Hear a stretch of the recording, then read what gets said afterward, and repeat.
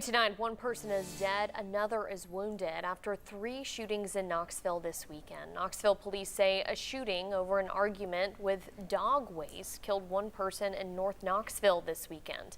Saturday night, officers responded to shots fired in Crouch Park.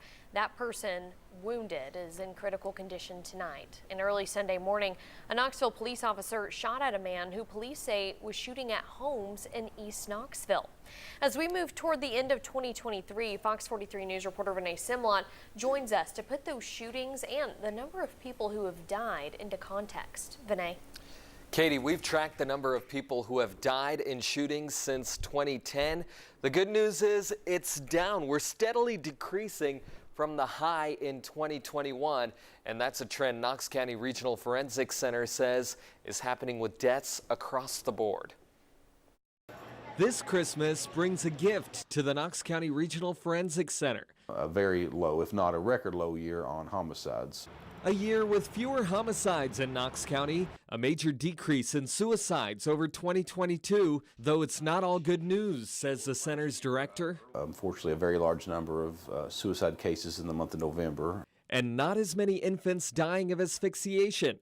Health leaders say you need to follow the ABCs. Kids should sleep alone, on their back, in a crib. Opioid-related deaths are also down. The Knox County District Attorney's Office reported 460 suspected opioid deaths so far this year. At this time last year, the office reported 502. Preliminary data shows that we are going to have a reduction in the amount of people who pass away inside Knox County that require an autopsy or exam. The bad news is traffic crashes are up. THP reports car and motorcycle deaths this year are already the highest since 2010, with 67. State records show of the 47 people who have died in cars this year in Knox County, 25 weren't wearing seat belts.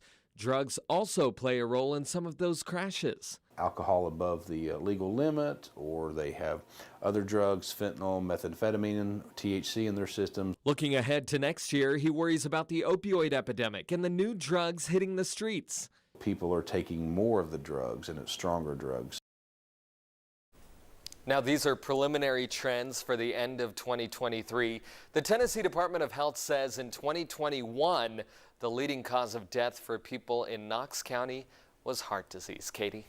Vinay, thank you. New details.